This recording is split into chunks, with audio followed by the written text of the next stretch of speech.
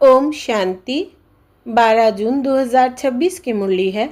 मुख्य रूप से बाबा ने कहा, बाबा तुम्हें जो इतनी नॉलेज देते हैं उसे अपनी दिल से लगाते रहो, अंदर ही अंदर उसको मनन कर हजम करो, जिससे शक्ति मिलेगी। यह मेहनत अवश्य हर एक को करनी चाहिए। जो ऐसी गुप्त मेहनत करते हैं वो सदा हर्षित रहते हैं। उन्हें नशा रहता है कि हमें पढ़ाने वाला कौन है, हम किसके सामने बैठे हैं। आगे कहा, अभी से ही बाप की श्रीमत पर ऐसे श्रेष्ठ कर्म करने हैं जो फिर कभी कर्म कूटने न पड़े, अर्थात कर्मों की सजाएं न खानी पड़े। किसी भी विनाशी चीज़ का नशा नहीं रखना है। यह देह भी विनाशी है, इसका भी नशा नहीं रखना है, सेंसिबल बनना है। अब सुनते हैं महावाक्यों को विस्तार से। बाबा ने कहा, मीठे सेंसिबल बच्चे, सदा याद रखो कि हम अविनाशी आत्मा हैं। हमें अब बाप के साथ पहले तबके अर्थात फ्लोर में जाना है। प्रश्न है, कौन सी मेहनत तुम हर एक बच्चे को अवश्य करनी है? उत्तर, बाबा तुम्हें जो इतनी नॉलेज देते हैं उसे अपनी दिल से लगाते रहो, अंदर ही अंदर उसको मनन कर हजम करो, जिससे शक्ति मिलेगी। यह मेहनत अवश्य हर एक को करनी चाहिए। जो ऐसी गुप्त मेहनत करते हैं वो सदा हर्षित रहते हैं। उन्हें नशा रहता है कि हमें पढ़ाने वाला कौन है, हम किसके सामने बैठे हैं। ओम शांति। यह किसने कहा? 2 बार कहते हैं ओम शांति, ओम शांति। एक शिव बाबा ने कहा, एक ब्रह्मा बाबा ने। यह बाप दादा इकट्ठे हैं तो दोनों को बोलना पड़े ओम शांति, ओम शांति। अब पहले किसने कहा, बाद में किसने कहा? पहले शिव बाबा ने कहा ओम शांति, मैं शांति का सागर हूँ। पीछे किसने कहा? दादा की आत्मा ने कहा। बच्चों को याद दिलाते हैं ओम शांति, मैं तो सदैव देही अभिमानी हूँ, कभी देह अभिमान में नहीं आता हूँ। एक ही बाप है जो सदैव देही अभिमानी रहते हैं। ब्रह्मा विष्णु शंकर ऐसे नहीं कहेंगे। तुम जानते हो ब्रह्मा विष्णु शंकर का भी सूक्ष्म रूप है, तो ओम शांति करने वाला एक शिव बाबा है जिसको कोई शरीर नहीं। बाप तुमको अच्छी रीति समझाते हैं और कहते हैं, मैं एक ही बार आता हूँ, मैं सदैव देही अभिमानी हूँ, मैं पुनर्जन्म में नहीं आता, इसलिए मेरी महिमा ही न्यारी है। मुझे कहते हैं निराकार परम पिता परमात्मा। भक्ति मार्ग में भी शिव के लिए कहेंगे निराकार परम पिता परमात्मा है। निराकार की पूजा होती है, वो कभी देह में नहीं आते हैं, अर्थात देह अभिमानी नहीं बनते हैं। अच्छा, फिर उसके नीचे आओ सूक्ष्म वतन में, जहाँ ब्रह्मा विष्णु शंकर रहते हैं। शिव का नाम रूप तो देखने में नहीं आता है, चित्र बनते हैं, लेकिन वो है निराकार, वो कभी साकार बनते ही नहीं। पूजा भी निराकार की ही होती है। बच्चों को बुद्धि में सारा ज्ञान रहता है, भक्ति तो की है, चित्र बच्चों ने देखा है। तुम जानते हो सतयुग त्रेता में ना चित्रों की भक्ति होती न विचित्र की। बुद्धि में आता है परम पिता परमात्मा विचित्र है, उनका ना सूक्ष्म ना स्थूल चित्र है। उनकी महिमा गाई जाती है, दुख हरता सुख करता पतित पावन। तुम और किसी के चित्र को पतित पावन नहीं कहेंगे। कोई भी मनुष्य नहीं जिनकी बुद्धि में यह बात हो। ब्रह्मा विष्णु शंकर है सूक्ष्म वतनवासी। पहला तबका, फिर दूसरा तबका, ऊंच ते ऊंच मूल वतन। उस तबके में रहने वाला है परम पिता परमात्मा। सेकंड नंबर तबके में सूक्ष्म शरीर वाले हैं। थर्ड तबके में स्थूल शरीरधारी है। इसमें मूंझना नहीं है। यह बातें सिवाय परम पिता परमात्मा के कोई समझा नहीं सकता है। ऊपर में सृष्टि है आत्माओं की, उसको कहा जाता है निराकारी दुनिया। हम सब आत्माओं की दुनिया, इनकॉर्पोरियल वर्ल्ड। फिर हम आत्माएं कॉर्पोरियल वर्ल्ड में आती है, वहाँ है आत्माएं, यहाँ है जीवात्माएं। यह बुद्धि में रहना चाहिए। बरोबर, हम निराकारी बाबा के बच्चे हैं। हम भी पहले निराकार बाप के पास रहते थे। निराकारी दुनिया में ही आत्माएं रहती है, जो अभी तक पार्ट बजाने लिए आते रहते हैं साकार में। वो हो गया निराकार बाप का वतन। हम आत्मा है। यह नशा होना चाहिए। अविनाशी चीज़ का नशा रहना चाहिए, विनाशी चीज़ का थोड़ी होना चाहिए। देह के नशों वाले को देह अभिमान कहा जाता है। देह अभिमानी अच्छे व आत्माभिमानी अच्छे। सेंसिबल कौन? आत्माभिमानी। आत्मा ही अविनाशी है, देह तो विनाशी है। आत्मा कहती है हम 84 देह लेते हैं।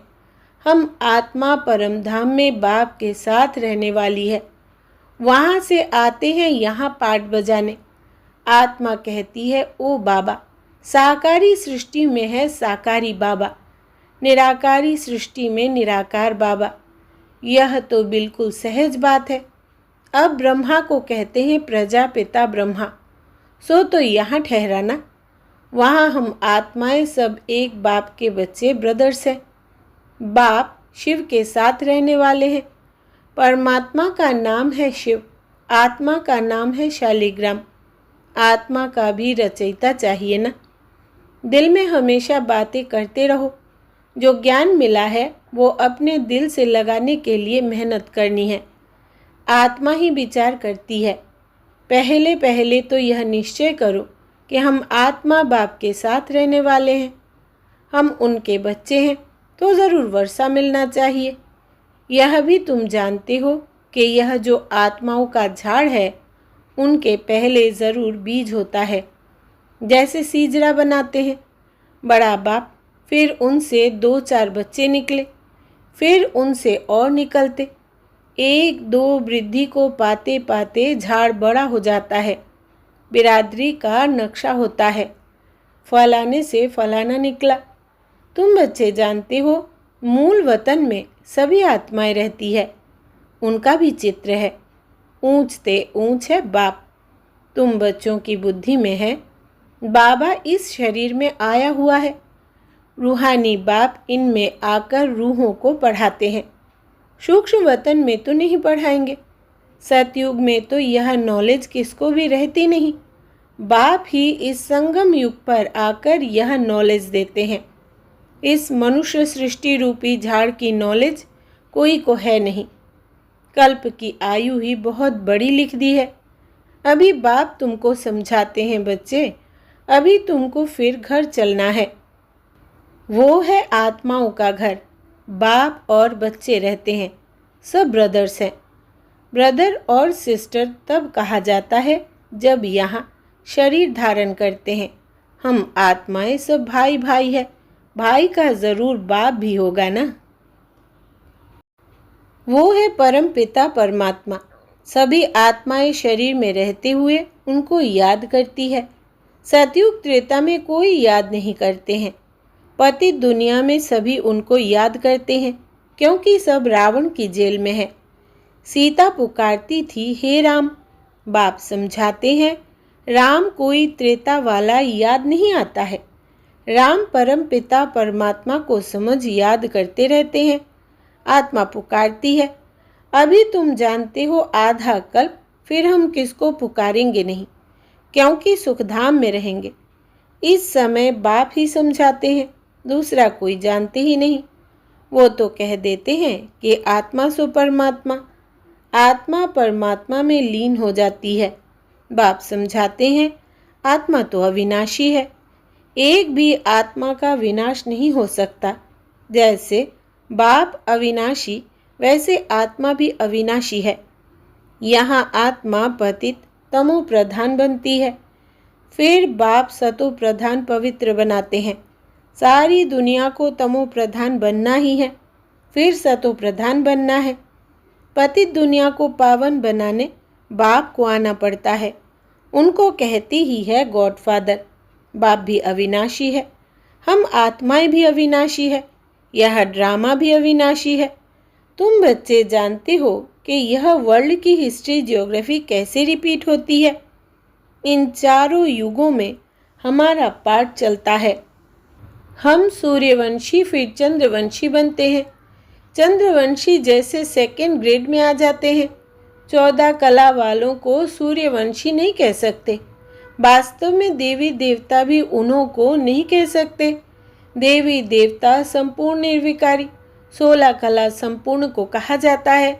राम को 14 कला संपन्न कहेंगे। तुम्हारे ही 84 जन्मों का हिसाब समझाया जाता है।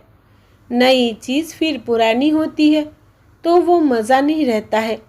पहले संपूर्ण पवित्र रहते हैं, फिर थोड़े वर्ष पास होंगे तो थोड़ा पुराना कहेंगे।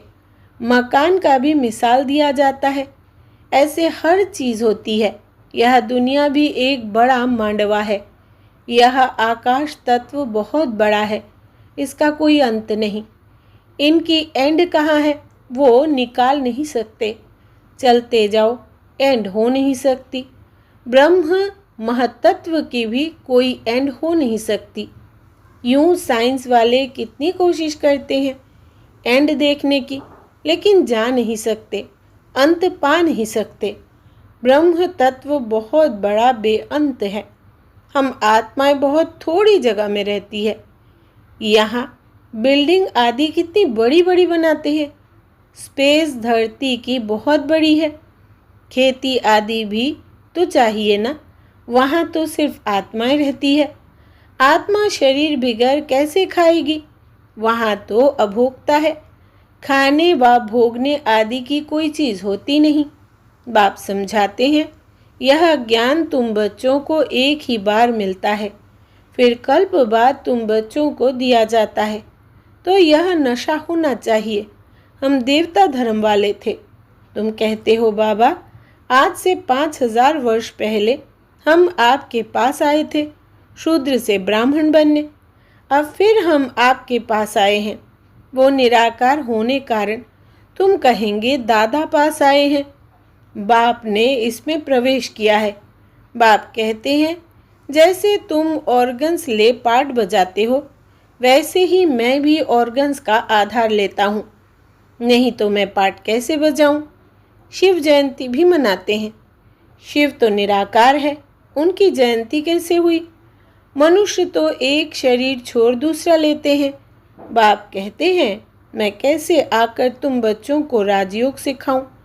मनुष्य से देवता बनाने के लिए राजयोग बाप ही आकर सिखाते हैं। मुझे ही पतित पावन ज्ञान का सागर कहते हैं। मुझे झाड़ के आदि मध्य अंत का मालूम है। तुम बच्चे समझते हो, बाबा इसमें प्रवेश कर हमको सब नॉलेज समझाते हैं। ब्रह्मा विष्णु शंकर के पाठ को भी समझना चाहिए। बाप को तो समझा है कि वो पतित पावन है। हर एक की महिमा अलग अलग, ड्यूटी अलग अलग होती है। प्रेसिडेंट, प्राइम मिनिस्टर आदि बनते हैं। आत्मा कहती है, यह मेरा शरीर है, मैं प्राइम मिनिस्टर हूँ। आत्मा शरीर के साथ ना हो तो बोल न सके। शिव बाबा भी है निराकार। उनको भी बोलने के लिए कर्मेंद्रियों का आधार लेना पड़ता है। इसलिए दिखाते हैं, मुख से गंगा निकली। अब शिव तो है बिंदी, उनको मुख कहाँ से आया? तो इसमें आकर बैठते हैं, इससे ज्ञान गंगा बहाते हैं। बाप को ही सब याद करते हैं। हे पतित पावन, आओ हमको इस दुख से छुड़ाओ। वही बड़े ते बड़ा सर्जन है। उसमें ही पतितों को पावन बनाने का ज्ञान है। सर्व पतितों को पावन बनाने वाला एक सर्जन है। सतयुग में सब निरोगी होते हैं। यह लक्ष्मी नारायण सतयुग के मालिक है। इसको ऐसे कर्म किसने सिखाए जो ऐसे निरोगी बने? बाप ही आकर श्रेष्ठ कर्म सिखलाते हैं। यहाँ तो कर्म ही कूटते रहते हैं। सतयुग में तो ऐसे नहीं कहेंगे कि कर्म ऐसे है। वहाँ कोई दुख रोग होता नहीं। यहाँ तो एक दो को दुख ही देते रहते हैं। सतयुग त्रेता में दुख की बात होती नहीं। जो कहा जाए कि यह कर्मों का भोग है, कर्म अकर्म विकर्म का अर्थ कोई समझ ही नहीं सकते हैं। तुम जानते हो, हर एक चीज़ पहले सतो प्रधान फिर सतो रजो तमो बनती है। सतयुग में 5 तत्व भी सतो प्रधान रहते हैं। हमारे शरीर भी सतो प्रधान प्रकृति के होते हैं। फिर आत्मा ही 2 कला कम होने से शरीर भी ऐसे बनते हैं। सृष्टि की भी 2 कला कम हो जाती है। यह सब बाप ही बैठ समझाते हैं, दूसरा कोई समझा न सके। अच्छा, मीठे मीठे सिकिलधे बच्चों प्रति माता पिता बाप दादा का याद प्यार और गुड मॉर्निंग। रूहानी बाप की रूहानी बच्चों को नमस्ते। हम रूहानी बच्चों की रूहानी माता पिता बाप दादा को याद प्यार, गुड मॉर्निंग और नमस्ते बाबा नमस्ते। धारणा के लिए मुख्य सार। पहला, अभी से ही बाप की श्रीमत पर ऐसे श्रेष्ठ कर्म करने हैं जो फिर कभी कर्म कूटने न पड़े, अर्थात कर्मों की सजाएं न खानी पड़े। दूसरा, किसी भी विनाशी चीज़ का नशा नहीं रखना है। यह देह भी विनाशी है, इसका भी नशा नहीं रखना है, सेंसिबल बनना है। वरदान है, इस पुरानी दुनिया को विदेश समझ इससे उपराम रहने वाले स्वदेशी भव। विस्तार है, जैसे कई लोग विदेश की चीज़ों को टच भी नहीं करते हैं, समझते हैं अपने देश की चीज़ का प्रयोग करें। ऐसे आप लोगों के लिए यह पुरानी दुनिया ही विदेश है। इससे उपराम रहो, अर्थात पुरानी दुनिया की जो चीज़ें हैं, स्वभाव संस्कार है, उनकी तरफ ज़रा भी आकर्षित न हो। स्वदेशी बनो, अर्थात आत्मिक रूप में अपने ऊंचे देश परमधाम और इस ईश्वरीय परिवार के हिसाब से मधुबन देश के निवासी समझ इसके नशे में रहो। स्लोगन है, झमेलों में फंसने के बजाय सदा मिलन मेले में रहो।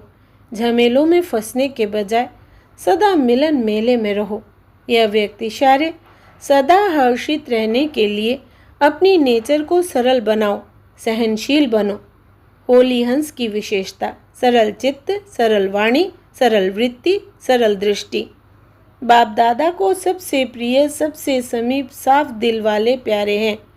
साफ दिल सदा बाप दादा के दिल तख्त नशीन, सर्वश्रेष्ठ संकल्प पूर्ण होने के कारण वृत्ति में, दृष्टि में, बोल में, संबंध संपर्क में सरल और स्पष्ट एक समान दिखाई देते हैं। अच्छा, ओम शांति।